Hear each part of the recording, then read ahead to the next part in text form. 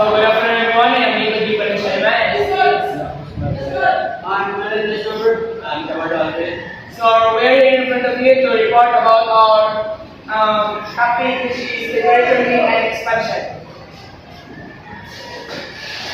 So, guys, what is temperature? Temperature is a measure of the temperature energy of the particles in substance. Celsius, Fahrenheit, and Kelvin are the primary temperature units used. So, Celsius is mentioned primarily used worldwide. And then in Fahrenheit, Malaysia are used in United States. While in Kelvin, Malaysia gamiton sa problem of solving guys like require formula. So, ang makuha ni sa average energy of particles in substance guys kay guys. Let's say for example, we need room temperature. So, let's say room temperature of 27 degrees Celsius. So, ang pag-solve rin guys, dapat siya ang kanyang value ay Kelvin guys. In order to convert siya sa Kelvin guys, you just need to add 273. So, 173.50 or kanyang 273 lang. So, let's just use 273.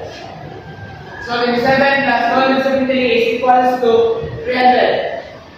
So, kaya tayo ito ngayon. Temperature is 300 and ang mali siya ang formula guys. Kinetic energy is equals to 3 over 2 K times T. So, ang value ng T guys is Boltzmann's constant and it has a value of 1.38065 times 10 to the power of negative 23 joules per Kelvin. So guys, mali siya ang manihan ko siya pag-solve guys. Pag-solve. Let's say, mali siya guys, Kelvin. Ang temperature 300 Kelvin and Boltzmann's constant is 1.38065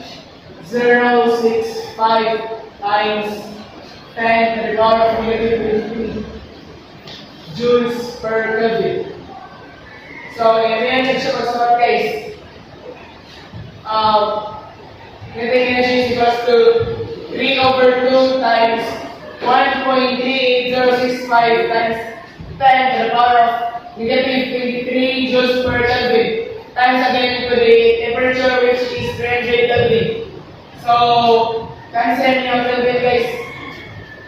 Tapos, in order to get this answer guys, what you have to do is pwede siya magsuwat sa scientific calculator. So, 3 divided by 2 times 380665 times shift log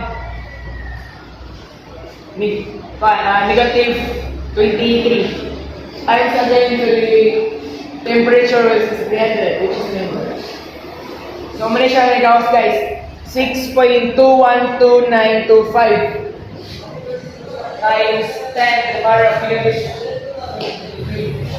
So, mali siya guys. So, sekarang guys, already lang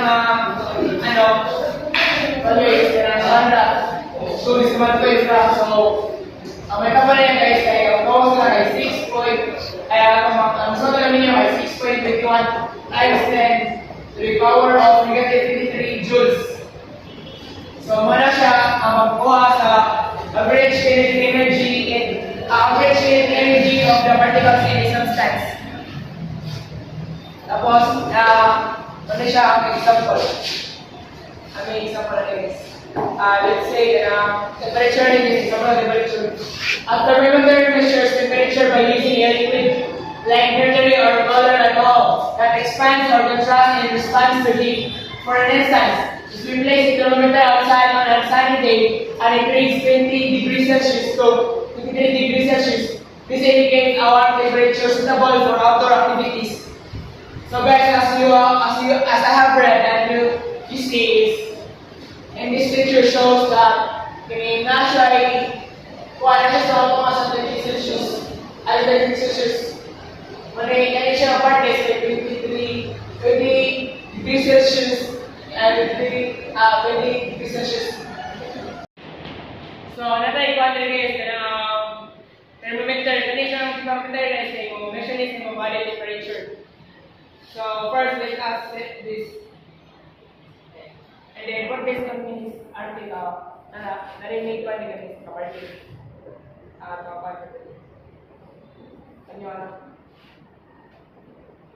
Let's just wait for like good 10 to 15 minutes.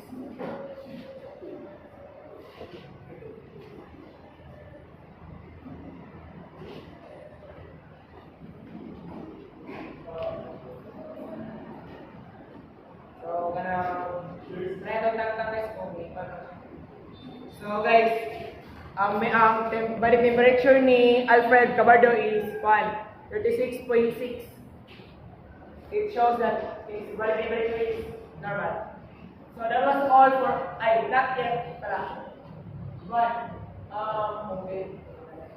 So that was all for my part. Next, we have Margaret de la Cruz to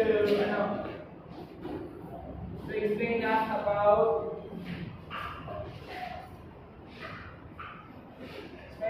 heat. So, good afternoon everyone. So, I'm here to explain what is heat. What is heat? Heat is an energy produced when a substance change. It can be transferred through three main methods: convection, conduction, and radiation. Previously known as terminal energy. The term internal energy describes the total energy contained with a substance. Encompassing all forms of energy associated with molecular motion and interaction. So, I'm here to explain more what is I'm taking part in the convection, conduction, and radiation. So, I'm here to explain what heat. So, one example of heat. So nakita ko sa example, divide ko lang ako. So, ang radiation, convection, and conduction.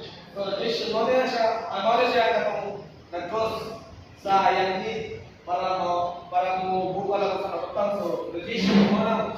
So, sa hutin pa mo lang kayo. Then, ang convection, iba na ang iwan. Kabantay mo ng particles.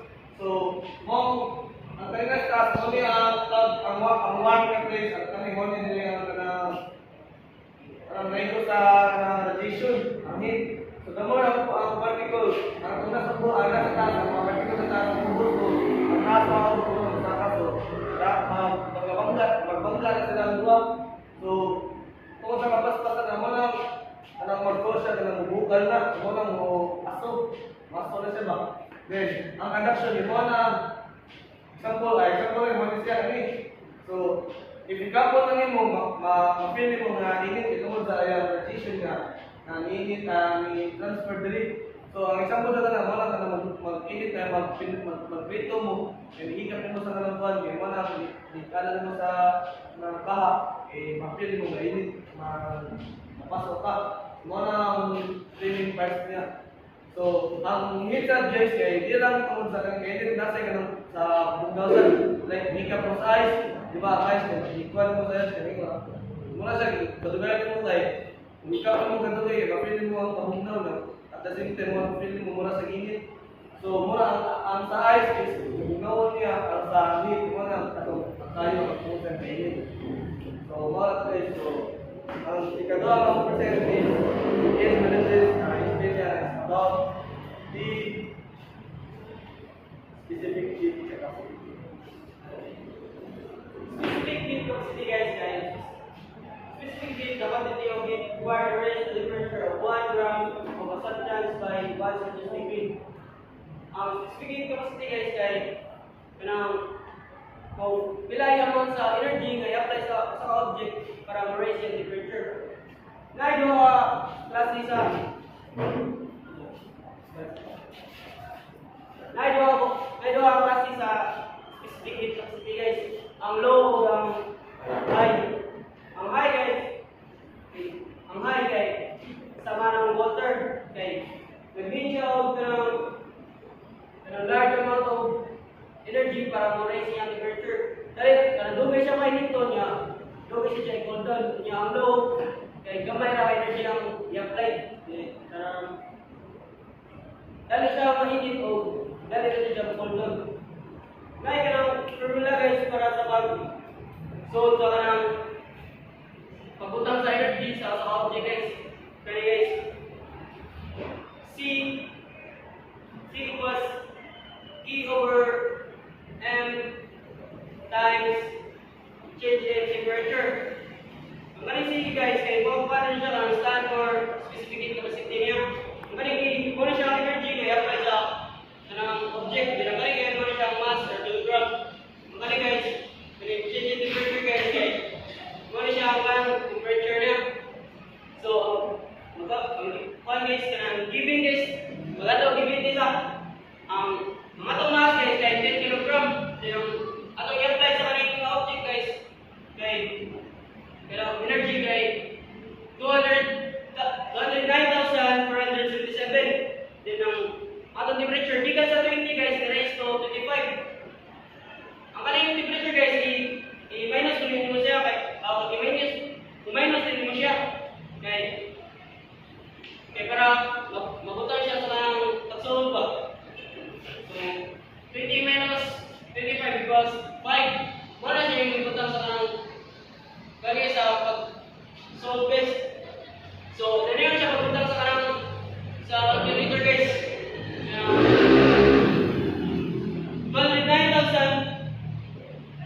209,477 times 10 times 5. So, equals guys, tingnan ko niyo guys. 4,189 joules per kilogram per degree Celsius. So, last bullet word is the explain niya is about the highest specificity of share. So, the highest capacity of water. Water has the highest specificity of capacity equivalent to 1 calorie or 4.24 joules, which is the amount of roughly 1 gram of substance must absorb or lose to change its temperatures. For example, water has a high specificity and that's why we call water is useful even if it has a density is a lot of degrees. Water temperature is by 1 degree Celsius. So, ang water guys kay nanginahanglan na siya o kanang dako na energy para mausap ang temperature. So, napay-share para madali yung masagdan guys. Ang example na is, bante mo naman, pinit mo tubig sa takorin. So, dugay na siya bubugal kay, di pa siya more na energy na iatag sa kitol para makainit sa takorin. So, sama sa swimming pool, sa katang swimming pool, na nasa grabe. So, kung sa kadaganapan na, times 2 pa ito, pinapalitan siya para winit mo siya. Dugay mo siya total. Init lang siya. So, guys, feel lang ako, I think, nandito siya na labot sa mga, sa rin mong particular, wala sa explain. So, what is thermal expansion? Thermal expansion is a increase or decrease of the size, length, area, or volume of a body due to change in temperature. It has 3 types: linear expansion, area expansion, and volume expansion. So, the thing is, mali siya example sa linear expansion. Kanang part is rain sa train. Kanang tungod sa kainit sa sun guys, kanang init yung panahon. O kanang bababang kanang real. And then, example sa area expansion guys, kay kining kining area expansion guys, kining bakit guys, nainitan siya mayo. Ang nainitan bakit? Nainitan ng mayo. Na-expand siya. Tapos sa volume na is ang sagang sa tayo makikita niya na mag-init ka o tubig kay mo dako ang volume ko. Dako ang matag mo mga energy, like a heat energy.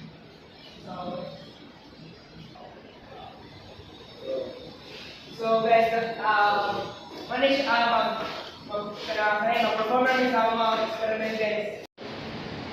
So now guys, like, we're going to proceed sa mga experiment. So we have already a metal light ring and a metal ball. So guys, kini ang button guys, as you can see guys, wala pa rin siya na maghitan guys, wala na mo siya gipainitan. Kanang ni-filter siya perfectly sa kanyang ring guys, ano ba? Perfectly fit na siya guys. So now guys, among buhaton kay kana amo ni siya kapila ni kita ni. So ano na sa ground guys. Wa may kuptan nan guys.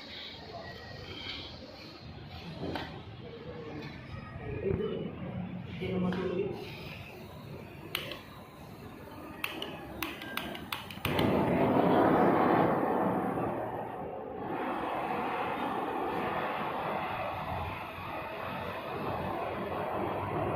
So, kanang need siya mga good to 3 to 5 minutes na pahit sa mga guys, sa kanang metal ball para siya mo expand.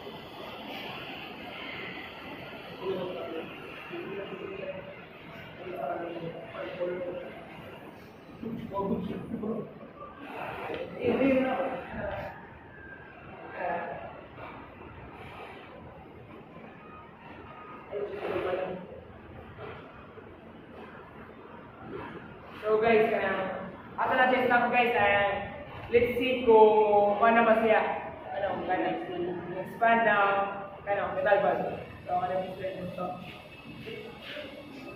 Ay, bili lang sila sa pinagyan na, kuya ako na gusto. So, ano yung place na mana pa lang?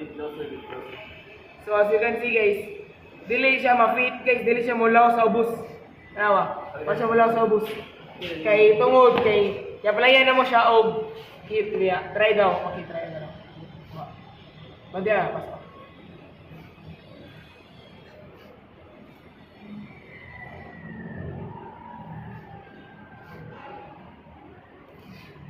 Di balik ko. I-use ko siya. Ego.